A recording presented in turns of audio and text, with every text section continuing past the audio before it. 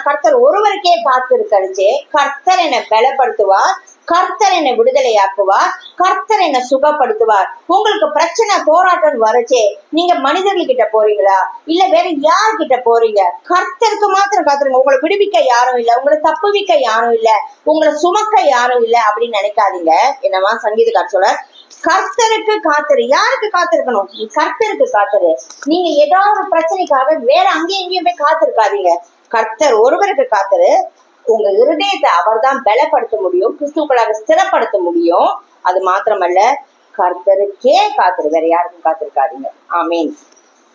என்னோட கூட 2 கொரிந்தியர் 4வது அதிகாரம் 7வது வசனம். 2 கொரிந்தியர் 4ஆம் அதிகாரம் 7ஆம் வசனம். இந்த மகத்துவம் உள்ள வல்லமை எங்களால் உண்டாயிராமல் தேவனால் உண்டாயிருக்கிறது என்று விளங்கும்படி இந்த பொக்கிஷத்தை மண்பாண்டங்களில் பெற்றிருக்கிறோம். ஆமீன். இந்த மகத்துவம் உள்ள வல்லமை எங்களால் உண்டாயிராமல் தேவனாய் உண்டாயிருக்கிறது என்று விளங்கும்படி இந்த பொக்கிஷத்தை மண்பாண்டங்களில் பெற்றிருக்கிறோம். எப்படியா பவுல் சொல்றாரு, இந்த வல்லமை நாங்க கர்த்தருக்குள்ள தேவநாம மகிமைக்குன்னு நாங்க செய்யறோம் இல்லையா, எங்கள் மூலியமா சில அதிசயங்கள் அற்புதங்கள் நடக்குது இல்லையா, தேவன் மெய்யான அந்த வெளிச்சத்தை காணும்படி அந்த ஒரு மெய்யான வெளிச்சத்திலிருந்து நம்ம கொண்டு போகிறோம் இல்லையா, அது எங்களால உண்டானது அல்ல. அவர் சொல்றாரு, யாரால் உண்டானது? இது ஆண்டவராகிய இயேசு கிறிஸ்துவினால் தேவனால் உண்டாயிருக்கிறது விளங்கும்படி. இது என்னால இந்த காரியம் நடக்கலப்பா, என்கிட்ட இருக்கிற படிப்புனாலயோ என்கிட்ட இருக்கிற தாளந்தினாலயோ நான் பெரிய பரிசுத்தமானாலயோ நடக்கல, இது தேவனால் உண்டாயிருக்கிறது என்று விளங்கும்படி இந்த பொக்கிஷத்தை மண்பாண்டங்களில் பெற்றிருக்கிறோம். நம்ம எல்லாம் எதுல உருவாயிருக்கோம்? மண்ணுல. அப்படி தேவ பலன்கிற அந்த பொக்கிஷமாகிய அந்த பொக்கிஷத்தை இந்த மண்பாண்டம் ஆகிய நமக்குள்ள பெற்று நம்ம தேவராஜ்யத்தை கட்டுகிற பணியில தேவநாம மகிமைப்படும்படியாக நடந்து கொள்கிறோம். ஆமீன். அடுத்தது என்னோட கூட சங்கீதம் 103 13 14. சங்கீதத்தின் புஸ்தகம் 103 13 14. சங்கீதம் 103 13 14ஆம் வசனம். தகப்பன் தன் பிள்ளைகளுக்கு இறங்குகிறது போல கர்த்தர் தமக்கு பயந்தவர்களுக்கு இறங்குகிறார். நம்முடைய உருவம் என்னதென்று அவர் அறிவார், நாம் மண் என்று நினைவு கூறுகிறார். இப்ப நான் இந்த இடத்துல சொன்னேன் இல்லையா, பவுலோட சொன்ன தெரியுமா, அதுல மேல் வசனத்துல போட்டிருக்கோம், ஆண்டவராகிய இயேசு கிறிஸ்துவோட முகத்தின் ஒளி எங்கள் இருதயங்களில் பிரகாசித்தார் அப்படின்னு 2 கொரிந்தியர் 4:6வது வசனத்துல போட்டிருக்கோம். அந்த 7க்கு முன்னாடி வசனத்துல அது மாதிரிதான் நம்ம தேவன் இதுல சங்கீதம் 103 வாசிங்க ஒரு வாட்டி. சங்கீதம் 103 13 14ஆம் வசனம். தகப்பன் தன் பிள்ளைகளுக்கு இறங்குறது போல கர்த்தர் தமக்கு பயந்தவர்களுக்கு இறங்குகிறார். நம்முடைய உருவம் என்னதென்று அவர் அறிவார், நாம் மண் என்று நினைவு கூறுகிறார். எப்படியா ஒரு அப்பா வந்து பிள்ளை ஏதாவது தவறு பண்ணா எப்படியா அந்த தவறை பத்தி அந்த தகப்பனுக்கு தெரியும். பிள்ளை செஞ்சது தப்புதான், அது மாற்று கருத்தே கிடையாது. ஆனா என்ன பண்ணுவாரு, தெரியாம செஞ்சிட்டான்னு என்ன பண்ணுவாரு, இறங்குவார். அது போல கர்த்தர் நம்ம மேல நம்ம ஒரு தவறோ இல்ல ஒரு தெரியாம ஒரு சில காரியங்கள் செய்யறச்சே அவர் என்ன அடிச்சிடுவாரு, கொண்டுடுவாரு. இல்ல நம்ம பிள்ளை தப்பு செஞ்சா என்ன பண்ணுவாங்க, உடனே என்ன செய்வீங்க, நீங்களாம் தப்பு செஞ்சா என்ன சொல்லுவாங்க உங்க பேரண்ட்ஸ் கிட்ட? சாரி. அப்ப நம்ம தகப்பன் கிட்ட போய் நம்ம சாரி சொல்லுச்சு, ஏசப்பகிட்ட நம்ம சாரி சொல்லுச்சு, அவர் நம்மளை மன்னிச்சுட்டு, அதுதான் ஒரு தகப்பன் இறங்குறது போல நமக்கு இறங்குறாரு. அது மாத்திரமல்ல, நம்முடைய உருவம் இன்னதென்று அவர் அறிவார், நாம் மண் என்று நினைவு கூறுவார். நம்ம மண்ணினால உருவாக்கப்பட்டவங்க. நம்மளோட மைனஸ், நம்மளோட ஸ்ட்ரென்த், நம்மளோட வீக்னஸ் என்னன்னு அவருக்கு நல்லாவே தெரியும். நம்ம பெற்றவங்க என்ன பண்ணுவோம், தகப்பன் என்ன பண்ணுவோம், பிள்ளைய பார்த்துட்டு சின்ன குழந்தைதான், இவனால இவ்வளவுதான் முடியும், பரவாயில்ல அப்படின்னு மன்னிப்பார்ல. அது போலதான் கர்த்தர் நம்ம மண் என்று நினைவு கூர்ந்து நம்மள மன்னிக்கிறார். அதுதான் அவருடைய நமக்கு கொடுக்குற அந்த பலன். என்னவா, நம்ம போய் அப்பா என்ன மன்னிப்பாருங்கிற ஒரு தைரியம் நமக்கு கொடுக்குறாருல்ல, அந்த தேவ பலன் தான் நமக்குள்ள வரைச்சு தேவ நமக்கு காண்பிக்கிற அந்த இறக்கம். அப்ப நம்ம அப்பா என்ன மன்னிப்பா அந்த நம்பிக்கை கொடுக்குறாருல, அதுதான் நம்மளுடைய பலனா இருக்கு, தேவ பலனா. ஆமீன். அடுத்தது என்னோட கூட ரோமர் புஸ்தகம் 5:6. ரோமர் 5:6.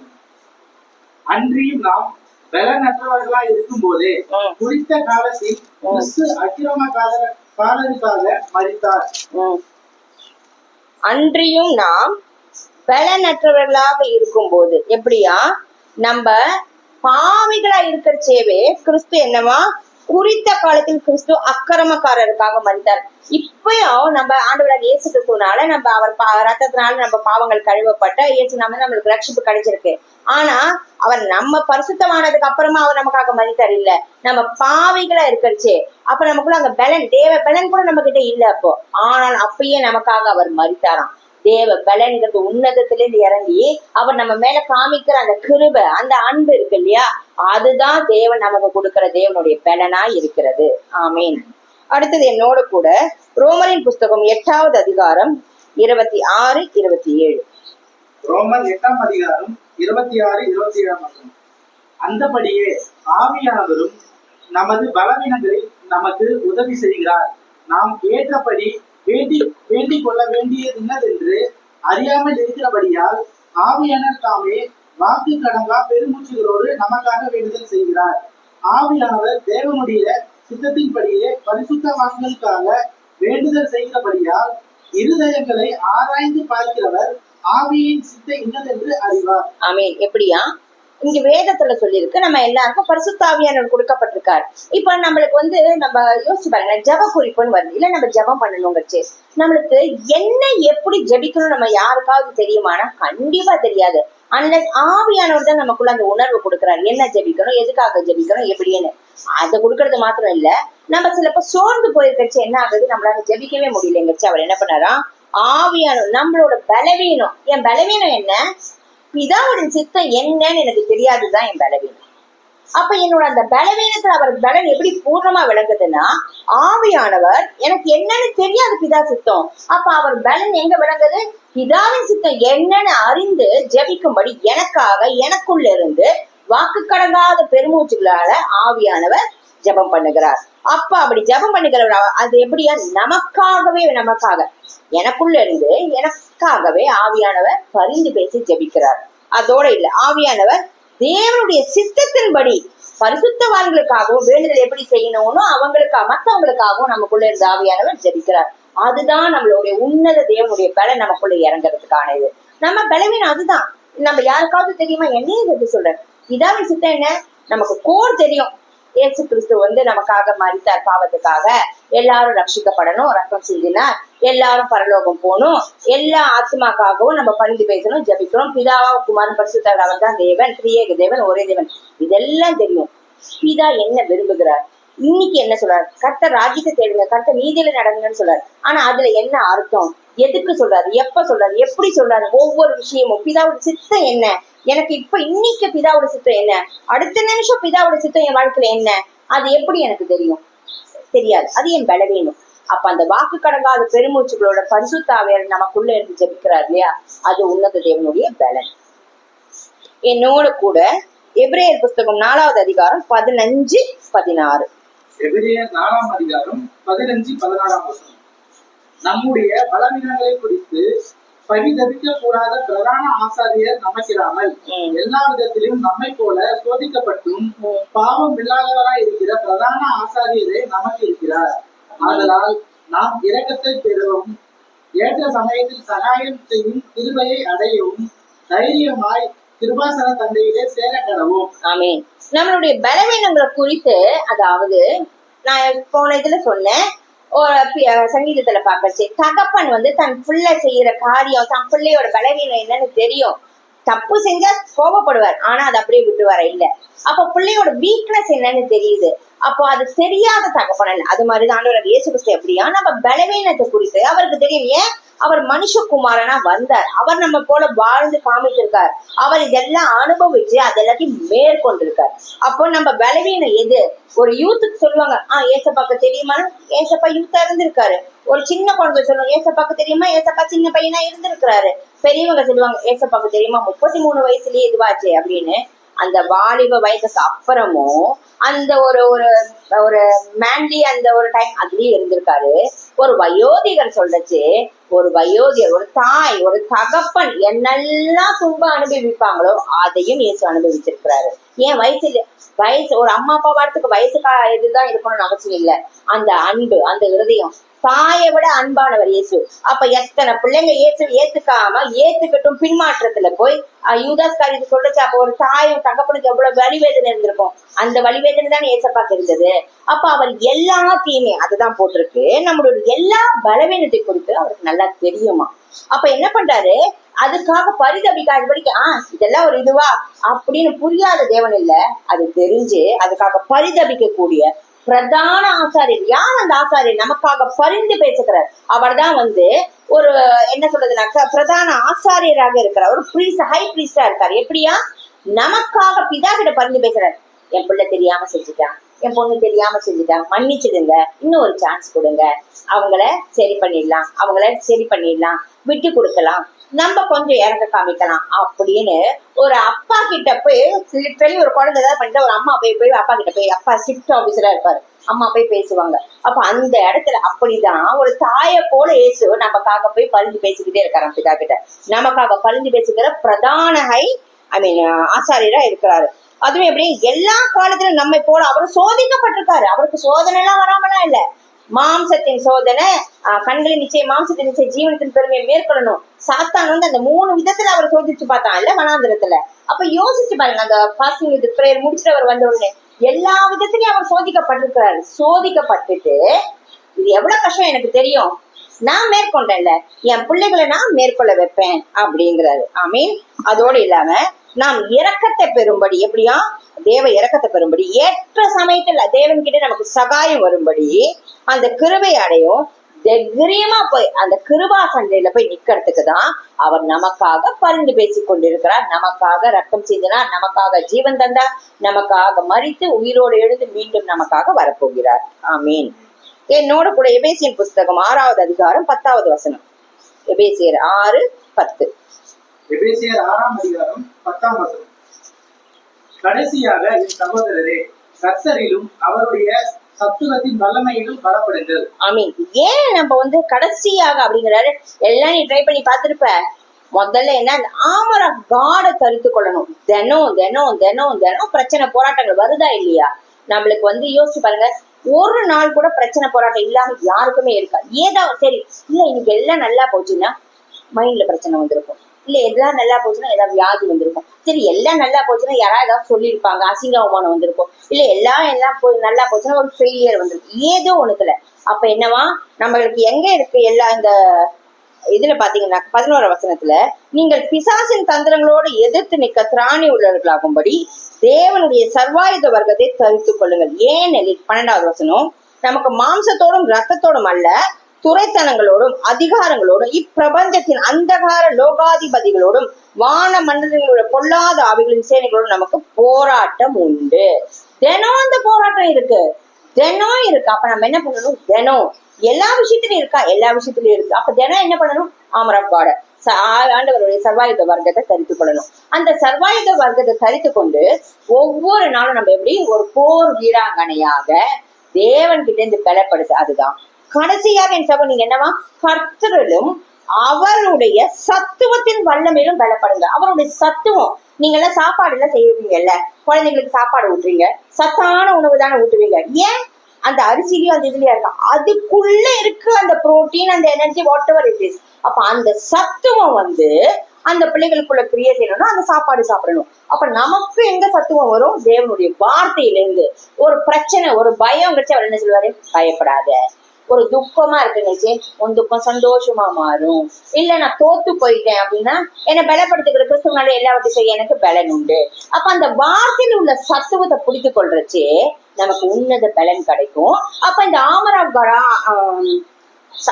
தேவனுடைய சர்வாயுத வர்க்கத்தை தரித்து கொண்டு, சாரி இங்கிலீஷ் தமிழ் ஆயிடுச்சு, தேவனுடைய சர்வாயுத வர்க்கத்தை தரித்து கொண்டு நம்ம ஒவ்வொரு நாளும் ஒவ்வொரு விஷயத்துல நம்ம யுத்தம் செய்யறச்சு அவர் ஜெயிச்சது போல நம்மளும் ஜெயிப்போம். ஆமீன். என்னோட கூட சங்கீதத்தின் புஸ்தகம் 29:11. சங்கீதம் 29:11 வசனம். கர்த்தர் தமது ஜனத்திற்கு பலன் கொடுப்பார், கர்த்தர் தமது ஜனத்திற்கு சமாதானம் அருளி அவர்களை ஆசீர்வதிப்பார். ஆமீன். யார் கொடுப்பாரா தம்முடைய ஜனத்துக்கு பலன்? கர்த்தர் கொடுப்பாரு.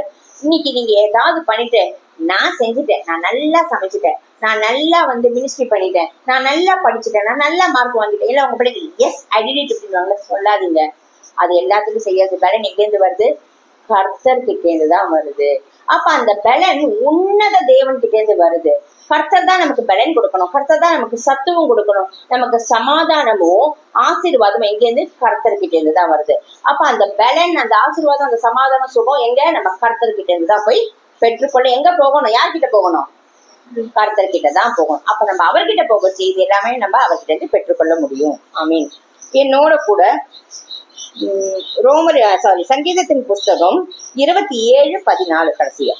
சங்கீதம் 27:14 கர்த்தருக்கு காத்திரு, அவர் உன் இருதயத்தை ஸ்திரப்படுத்துவார். திடமனதா இருந்து கர்த்தருக்கே காத்திரு. யாருக்கு காத்திருக்கணுமோ இது வாசிருக்கோம். ஏன் இதுன்னு அவன் திருப்பி சொல்றாரு. நம்ம எங்க போய் காத்திருக்கணும்? ஒரு விஷயம் நடக்கலையா, இல்ல ஒரு விஷயத்துக்காக நீங்க ஜெபம் பண்ணிட்டு இருக்கீங்களா, இல்ல உங்களுக்கு ஒரு நன்மை வர வேண்டியது இருக்கா, இல்ல ஒரு அடிமைத்தனத்துல இருந்து விடுதலை வேண்டியிருக்கா, இல்ல ரொம்ப நாளா நீ என்ன சொல்றது, எத்தனையோ வருஷங்களா நான் இதுக்காக நான் ஜெபம் பண்ணிக்கிட்டே இருக்கேன், இன்னும் நடக்கல. நெடுங்காலமாய் காத்து இருக்கிறது இருதயத்தை இழக்க பண்ணுமா? இழக்க பண்ணும். ஆனா நீங்க விரும்புகிறது வரும்போது அது ஜீவ விருட்சமா இருக்கும்ல, அது விரும்புகிறது வரணும், ஜீவ விருட்சமா இருக்கணும்னா கர்த்தருக்கு காத்துரு. திடமனதா இருக்கு, அந்த ஜீவ விருட்சமா வரும்னு கர்த்தருக்கே திடமனதா இருந்து காத்துரு. கர்த்தர்கிட்டயே காத்துரு. அதாவது 3 இருக்கும், அதுல 3 வாடி சொல்லியிருக்கும். மறுபடியும் அந்த வசனத்தை வாசிங்க. கர்த்தருக்கு காத்துரு, அவர் உன் இருதயத்தை ஸ்திரப்படுத்துவார். முதல்ல கர்த்தருக்கு காத்திருக்கணும். அவர் ஏன்னா அவர் இருதயத்தை ஸ்திரப்படுத்துவாரா, நம்மள அதை ஸ்ட்ராங்கா ஆக்குவாரு, அதை ஃபர்மா வைப்பாரு அவருக்குள்ள. அடுத்தது திடமனதா இருந்து கர்த்தருக்கே காத்துரு. திடமனதா இருந்து என்ன பண்ணணும்? கர்த்தருக்குள்ள என்ன திடப்படுத்துரு. இப்படின்னு நான் அசையக்கூடாது, டிஸ்ட்ராக்ட் ஆயிடக்கூடாது. நான் நினைச்சது, நான் ஜபிச்சது நடக்கவே இல்லையே. அவர் வாக்குத்தத்தம் கொடுத்துட்டாரு, வாக்குத்தத்தம் கொடுத்து 100 வருஷம் ஆகுதா? ஆபிரகாமுக்கு எத்தனை வருஷம் ஆச்சு? ஆனாலும் வாக்குத்தத்தம் நிறைவேறிட்டா இல்லையா? நமக்கு 100 வருஷமா ஆச்சு? இல்ல.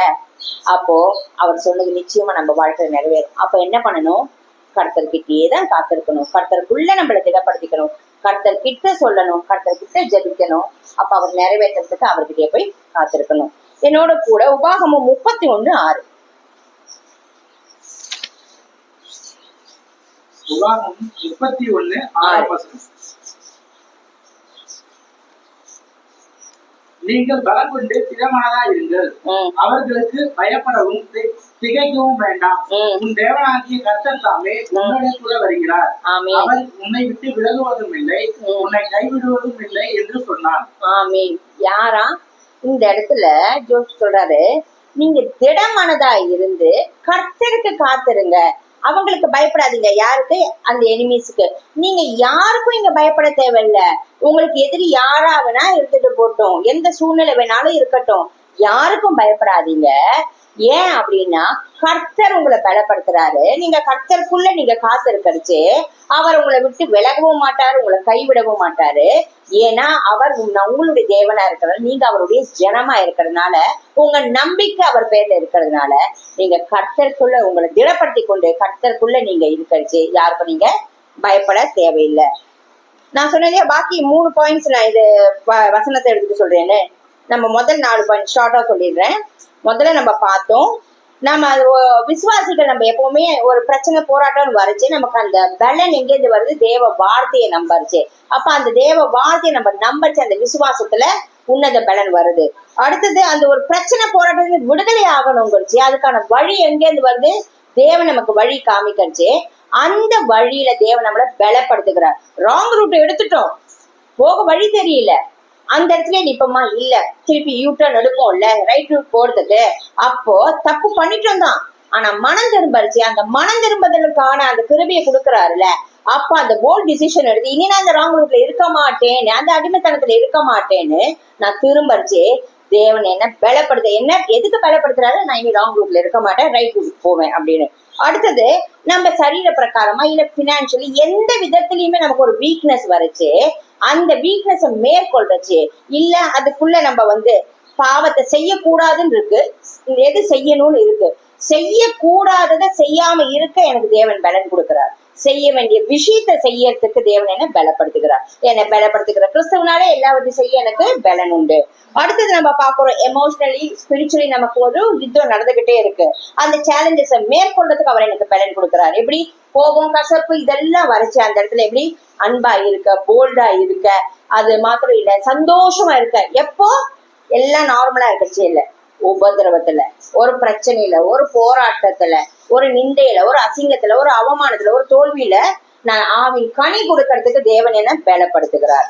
அடுத்தது நம்ம பார்த்தோம், தேவ சித்தம் செய்யறதுக்கு அவர் என்ன பலப்படுத்துறார். அவரோட சித்தத்தின்படி என்னோட வாழ்க்கையில, குடும்ப வாழ்க்கையில, ஆவிக்குரிய வாழ்க்கையில நடக்கிறதுக்கு அவர் என்ன பலப்படுத்துகிறார். அவர் சித்தத்தோட கூட அலைன்மெண்ட்ல நடக்கிறதுக்கு. இப்ப அடுத்து 3 விஷயம் பாக்குறோம். எதுக்கு தேவ பலன் வேணும் அப்படின்னாக்க, ஏசாயா 40:29 எடுங்க. ஏசாயா புஸ்தகம் 40:29.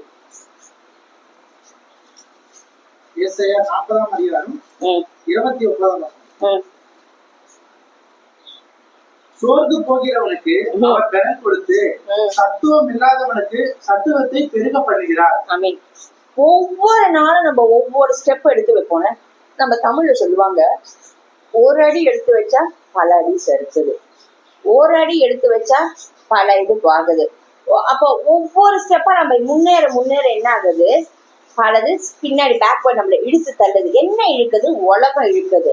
இல்ல நம்ம உலகத்துல இச்சைகள் மாத்திரம் இருக்காது, தோல்விகள் இருக்கும், வன்மம் இருக்கும், கோபம் இருக்கும், பொறாமை இருக்கும். இதெல்லாம் நம்மள இழுக்குது. அவன் செஞ்சானே, நான் செஞ்சா என்ன, அவங்க சொன்னாங்க நான் மட்டும் சொன்ன என்ன, இதெல்லாம் உலகத்தின் காரியங்கள். அது நம்மள இழுக்கரிச்சு ஒரு அடி நீங்க தேவனுக்குள்ள நான் அன்பா இருப்பேன், நான் மன்னிப்பேன், நான் இனிமே ஒழுங்கா இருப்பேன், நீங்க டிசிஷன் எடுத்து ஒரு அடி எடுத்து வைப்பீங்க. அப்ப இது இழுக்கும். அப்படி இழுக்கரிச்சு என்னவா அந்த வசனம் சொல்லுது, ஒவ்வொரு ஸ்டெப்பா நீங்க எடுத்து வைக்கிறீங்கல்ல, ஒரு நேரத்துல ஒரு ஸ்டெப் எடுத்து வைக்கிறதுக்கு தேவன் உங்களை பலப்படுத்துறாரு. தேவன் ஒரே நேரத்துல 10 ஸ்டெப் எடுத்து வைக்கவே சொல்லவே மாட்டார். அதனாலதான் அவர் நம்மளுக்கு 2 காலம் கொடுத்திருக்காரு. 2 காலம் நீங்க யாராவது சேர்த்து ஒரே நேரத்துல நடங்க, என்ன பண்ணுவீங்க? 2 காலையும் சேர்த்து ஒரே நேரத்துல அடி மேல அடி, ஸ்டெப்ஸ் மேல ஸ்டெப்ஸ் எடுத்து வச்சா என்ன ஆகும்? எடுத்து வைக்க முடியுமா? ஃபர்ஸ்ட் 2 காலை வச்சுட்டு ஒரே நேரத்துல நடக்க முடியுமா? அப்போ ஒரு நேரத்துக்கு ஒரு ஸ்டெப் தான். சோ நீங்க ஒவ்வொரு ஸ்டெப்பா எடுத்து வைக்கரிச்சு தேவன் உங்களை பலப்படுத்துறாரு. 1 ஸ்டெப் அட் அ டைம் சொல்லுவோம் இல்லையா? அப்போ அந்த ஒவ்வொரு ஸ்டெப் எடுத்து வைக்கிறதுக்கு தேவனை நீங்க சார்ந்து கொள்ளச்சு அவர் பலன் கொடுப்பாரு. உடனே நான் வேகமா அந்த ரீச் ஆகணும், நான் 2 காலையும் வச்சு 2 ஸ்டெப்பா எடுத்து போறேன், நீங்க ஜம்ப் பண்ணீங்கன்னா 2 வாட்டி ஃப்ராக் மாதிரி ஜம்ப் பண்ணுவீங்க, 3ஆவது வாட்டி விழுந்துருவீங்க. அதனால ஒவ்வொரு ஸ்டெப்பா நீங்க எடுத்து வைக்கச்சு தேவன் உங்களை பலப்படுத்துவாரு, சத்துவம் கொடுப்பாரு, தேவநாமத்தை மகிமைப்படுத்துவார். ஆமீன். அடுத்தது இது 5வது பாயிண்ட். 6வது பாயிண்ட் என்னன்னாக்க, உங்களுடைய பலவீனம் இருக்குல்ல, அதை முதல்ல கொண்டு போய் மனுஷன் கிட்ட சொல்றதை நிறுத்துங்க, தேவன் கிட்ட கொண்டு போய் வைங்க. எனக்கு இது பலவீனமா இருக்கு, அது என்னவா வேணாலும் இருக்கட்டும். உங்க தாட்ஸ்ல இருக்கலாம், உங்க பேச்சுல இருக்கலாம், ஏன் உங்க சரீரத்துல இருக்கலாம், ஈவன் பினான்சியல், எதுல வேணாலும் பலவீனம் இருக்கட்டும். ஈவன் நீங்க ஸ்பிரிச்சுவல், எதுல வேணாலும் பலவீனம் இருக்கட்டும். என் பலவீனத்தை நான் உங்ககிட்ட கொடுத்துட்டேன் சப்பா, என்னால முடியலன்னு சொல்லுங்களேன். அப்ப அவர் தேவன் என்ன தெரியுமா பண்ணுவாரு? உங்க பலவீனத்தை அவர் எடுத்துக்கிட்டு அவருடைய பலனை உங்களுக்கு கொடுப்பார். என்னத்த? அந்த பலவீனத்துல இருந்து வெளியில வர, அந்த பலவீனத்தை மேற்கொள்ள. அதான் you give your weakness to God, God will give his strength to you. ஆமென். அப்ப உங்களை பலப்படுத்துவாரு அதுல இருந்து ஜெயிக்கிறதுக்கு. இது 6வது. 7வது என்னன்னா, எந்த அளவுக்கு நீங்க தேவன் மேல எவ்வளவு நீங்க டிபெண்டா இருக்கீங்களோ, உங்களை நம்பாம, மற்ற மனிதர்களை நம்பாம, இல்ல உங்களுக்குள்ள இருக்கிற சோர்ஸ், தாளந்து, அதாவது it may be money, it may be your studies, it may be your job, it may be your ministry, it may be about your preaching, it may be about your teaching. அது எதையும் நம்பாம தேவனை மாதிரி நீங்க நம்பர்ச்சு என்ன ஆகும் அப்படின்னா, you will become more strong and stronger in Christ. அதுதான் தேவ பலன். அந்த பலன் நமக்கு வேணும்னா சங்கீதம் 27:14 மறுபடியும் வாசிங்க. சங்கீதம் 27:14. கர்த்தருக்கு காத்திரு, அவர் உன் இருதயத்தை ஸ்திரப்படுத்துவார். திடமனதா இருந்து கர்த்தருக்கு காத்திரு. ஆமீன். அப்ப நம்ம என்ன பண்ணணுமா? கர்த்தர் ஒருவருக்கு தான் நம்ம காத்திருக்கணும். திடமனசு எங்க வைக்கணும்? கர்த்தருக்குள்ளதான் நம்மளை திடப்படுத்திக் கொள்ளணும். அப்ப அந்த இடத்துல தாவீது தன்னை கர்த்தருக்குள் திடப்படுத்தி அந்த தண்டையை பின்தொடர்ச்சி சகாலத்தையும் திருப்பி கொண்டான் வேதம் சொல்லும். அப்ப அவன் இழந்து போன எல்லாத்தையும் திருப்பிக் கொள்ள எப்படி அவன் தன்னை கர்த்தருக்குள்ள திடப்படுத்திக்கிறான். மத்தவங்க வீட்டு போய் போல ஐயோ எனக்கு பயமா இருக்கு, என்ன பண்றது, என்னோட மனைவி போச்சு, என் மக்கள் போச்சு, என்னோட வேலை செய்யறவங்க குடும்பம் போச்சு, சொத்து ஆஸ்தி பாஸ்தி எல்லாம் போச்சுன்னு புலம்பல. தேவனுக்குள்ள போனான், தேவன் கிட்ட போனான், தேவன்கிட்ட ஜபிச்சான், தேவன்கிட்ட வார்த்தையை வாங்கினான், தன்னை கர்த்தருக்குள்ள திடப்படுத்தி கொண்டான், அந்த தண்டையை பின்தொடர்ந்தான், சகலத்தையும் திருப்பி கொண்டான். இன்னைக்கும் ஆண்டவர் கொடுக்கிற பலன் என்ன? அதுதான் சொல்ற தேவ பலன் என்ன? அவர் கொடுக்கிற வார்த்தை. நீங்க உங்களை தேவனுக்குள்ள உங்களோட எல்லாத்தையும் நீங்க தேவனை நம்பி சார்ந்தது தேவன்கிட்ட உங்களை நீங்க அர்ப்பணிக்கரிச்சு, அவரை நம்பரிச்சு, அந்த வார்த்தையை நீங்க பெற்றுக்கொள்ளச்சு, அந்த வார்த்தையை நீங்க வாக்குத்தத்தத்தை விசுவாசிக்கரிச்சு, உன்னத பலன் உங்களுக்குள்ள வந்து இறங்கும். தேவனாம மகிமைப்படும். ஆமீன். நம்ம இப்ப ஜபிக்கலாம். மக்கள் வந்து இப்ப ஜபிக்கலாம். ஆண்டவரே, இப்பொழுதும் கர்த்தாவே நாங்க உங்க சமூகத்துக்கு வந்திருக்கிறோம் ஆண்டவரே. அப்பா பலவீனர்கள் நாங்க ஆண்டவரே ராஜா. அப்பா இன்றைக்கு காலையில ஆராதனையில நாங்க பாடினது போல அப்பா பலவீனர்கள் நாங்க, ஆனா நாங்க பலவான் என்போம், குறை உள்ளவர்கள் நாங்க, ஆனா நீங்க எங்களை நிறைவாக்குவீங்க. ஆனா அது எப்போ ஏசப்பா உங்க பிரசனம் எங்களோடு இருந்தா மாத்திரம் தான் தகப்பனே. உங்க பிரசனம் இல்லாம எங்களால ஒன்றும் செய்ய முடியாது கர்த்தாவே ராஜா. எங்களை பலப்படுத்துங்க இப்பொழுதும் ஆண்டவரே. அப்பா தன்னை தான் வருத்தி கொண்டிருக்கிறவர்கள், எனக்கு இது நடக்கல, எனக்கு இதுக்கு தகுதி இல்லை, எனக்கு இதுக்கு பலன் இல்லை, எனக்கு இதுக்கு தாளந்து இல்லைன்னு நினைச்சு கூனி குறுகி போயிருக்கிறவர்களுக்காக நான் ஜபிக்கிறேன் கர்த்தாவே. அப்பா நீர் பலப்படுத்தும் ராஜா. நீர் எதற்காக சொல்கிறீங்கன்னு தெரியல, நீர் பலப்படுத்தும் ராஜா. இந்த ஒரு காரியம் ஆண்டவரே, சத்ரு நீ பலவீனர், உனக்கு வராது, உனக்கு இது இல்லை, உனக்கு தகுதி இல்லைன்னு சொல்லி அப்பா அந்த பொய்களை அம்புகளை போல அப்பா அப்பா உம்முடைய பிள்ளைகளுக்கு நேரா வீசும் போது ஆண்டவரே, அந்த சர்வாயுத வர்க்கத்தை அணிந்து கொண்டு ஆண்டவரே அது எல்லாத்தையும் மேற்கொள்ள நீர் கிருபை தாங்க ஆண்டவரே. நீர் எங்களை நீதிமான்கள் ஆக்கி விட்டீர் கர்த்தாவே. அப்பா நீரும் கிருபைனால எங்களை மன்னித்து விட்டீர் ஆண்டவரே. அது மட்டும் எங்களை பலப்படுத்துகிறீர் ஆண்டவரே ராஜா. இன்றைக்குமே சப்பா ஆண்டவரே, புயல் போல ஒரு பிரச்சனை வந்து நின்றாலும் ஆண்டவரே, மழையை போல ஆண்டவரே ராஜா, அப்பா துக்கம் வந்து நின்றாலும் ஆண்டவரே ராஜா, உங்க பிரசன்னம் எங்களை ஆண்டவரே சந்தோஷத்திற்கு நேரா தள்ளும் ஆண்டவரே. அப்ப அந்த ரட்சிப்பின் சந்தோஷத்தை மீண்டும் ஆண்டவரே புதுப்பிக்க போறதுக்காக நன்றி ஆண்டவரே ராஜா. ஒரு விஷயம் எங்களை பலப்படுத்துங்க, ஒரு விஷயம் எங்களை பலப்படுத்துங்க ஆண்டவரே. எங்களோட உச்சந்தலையில இருந்து உள்ளங்கால் வரை ஆண்டவரே ராஜா எங்களை பலப்படுத்துங்க ஆண்டவரே ராஜா. Lord Father, we need you Lord, we need you Lord. Fill us with your strength right now ஆண்டவரே. என்னை பலப்படுத்தும் கிறிஸ்துவாலே கூடாத காரியம் ஒன்றுமில்லை. என்னை பலப்படுத்தும் கிறிஸ்துவாலே கூடாத காரியம் ஒன்றுமில்லை. என்னை பலப்படுத்தும் கிறிஸ்துவாலே கூடாத காரியம் ஒன்றுமில்லை. என்னை பலப்படுத்தும் கிறிஸ்துவாலே கூடாத காரியம் ஒன்றுமில்லை. எழுவேன் ஜெயித்திடுவேன், நான் எழுவேன் ஜெயித்திடுவேன், எழுவேன் ஜெயித்திடுவேன், நான் எழுவேன் ஜெயித்திடுவேன். எனக்கு சுகம் தருவார், பலன் தருவார், எனக்கு ஒரு ஜெயம் தருவார். எனக்கு சுகம் தருவார், பலன் தருவார், எனக்கு ஒரு ஜெயம் தருவார். என்னை பலப்படுத்தும் கிறிஸ்துவாலே கூடாத காரியம் ஒன்றுமில்லை. என்னை பலப்படு சொல்லலாமா? கிறிஸ்துவாலே கூடாத காரியம் ஒன்றுமில்லை. ஆண்டவரை அறிக்கையிட சொல்கிறாரு. நம்ம எல்லாருமே கரத்தை தேவனுக்கு நேராக உயர்த்தி இதை நம்ம அறிக்கையிடுவோமா? சத்ரு இன்றைக்கு தோற்று விடணும், சத்ரு இன்றைக்கு தோற்று விடணும் இயேசுவின் நாமத்தினால. கூடாத காரியம் ஒன்றுமில்லை. எழுவேன் ஜெயித்திடுவேன், நான் எழுவேன் ஜெயித்திடுவேன், எழுவேன் ஜெயித்திடுவேன், நான் எழுவேன் ஜெயித்திடுவேன்.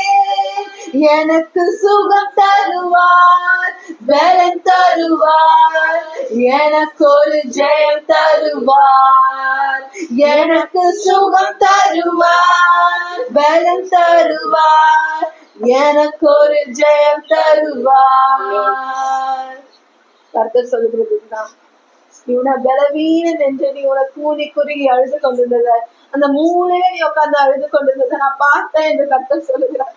கர்த்தர் சொல்லுகிறது, நான் உன்னை பலப்படுத்துவேன், நீ ஜெயம் எடுப்பா என்று கர்த்தர் சொல்லுகிறார். நான் உன் கரத்தை பிடித்திருக்கிறேன் மகனே, நான் உன் கரத்தை பிடித்திருக்கிறேன் மகளே, நீ எழும்புவாய், என்னுடைய ஒளி உன் மீது பிரகாசிக்கும் என்று கர்த்தர் சொல்லுகிறார். ஜியோனே, நீ தூசிய தட்டுனாதான் அந்த ஒளி வீசும் என்று கர்த்தர் சொல்லுகிறார். இன்றைக்கு நம்ம கேட்போமா, அப்பா எனக்குள்ள காணப்படுகிற அந்த தூசிகளை தட்டுங்க ஆண்டவரே, என்னை பரிசுத்தமாக்குங்க ஆண்டவரே, அப்பா என்னை ஆண்டவரே பலவீனமாய் ஆக்கும் காரியங்களை என்கிட்ட இருந்து நீக்குங்க என்று கேளுங்களேன். கேளுங்க, என பலவீனனா ஆக்குற காரியங்களை எனக்குள்ள இருந்து நீக்குங்க. உங்க சமூகத்துல இருந்து என தூரம் தள்ளுகிற காரியங்களை எனக்குள்ள இருந்து நீக்குங்க கர்த்தாவே. நான் உம்முடைய பிள்ளை, நான் உம்முடைய பிள்ளை ஆண்டவரே. என்னை ஒரு விஷயம் உங்க சமூகத்துல ஏற்றுக்கொள்ளுங்க ராஜா, என்னை ஏற்றுக்கொள்ளுங்க ஆண்டவரே. என்னை இதுவரைக்கும் என்னை நீங்க மன்னித்து என்னை நடத்தி கொண்டு வரீங்க. இன்னும் ஒரு விஷயம் என்ன மன்னிச்சிடுங்க ஏசப்பா, இன்னும் ஒரு விஷயம் என்னோட கருத்தை பிடிச்சுக்கோங்க ஏசப்பா. உங்க சமூகத்தை விட்டு என்னை தள்ளிட்டா நான் என்ன பண்ணுவேன் ஏசப்பா? உங்க பரிசுத்த ஆவியை என்கிட்ட எடுத்துடாதீங்க ஏசப்பா, எனக்கு வலிக்குது ஏசப்பான்னு சொல்லி கொண்டு இருக்கிற பிள்ளைகளுக்கு கர்த்தர் சொல்லுகிறது, நான் உன் கருத்தை பிடித்து கொண்டிருக்கிறேன், நீ என் கருத்தை விட்டுடாதே என்று கர்த்தர் சொல்லுகிறார். உங்களை பலப்படுத்துகிறார் தேவன் இந்த நேரத்துல. உம்முடைய அந்த ஸ்பிரிச்சுவல் லைஃப், ஆவிக்குரிய ஜீவனை கர்த்தர் இப்பொழுது பலப்படுத்துகிறார், உயிர்ப்பிக்க செய்கிறார் இயேசுவின் நாமத்தினால. மரித்து கிடந்திருக்கிற அந்த உறவை கர்த்தர் உயிர்ப்பிக்க செய்கிறார் இயேசுவின் நாமத்தினால.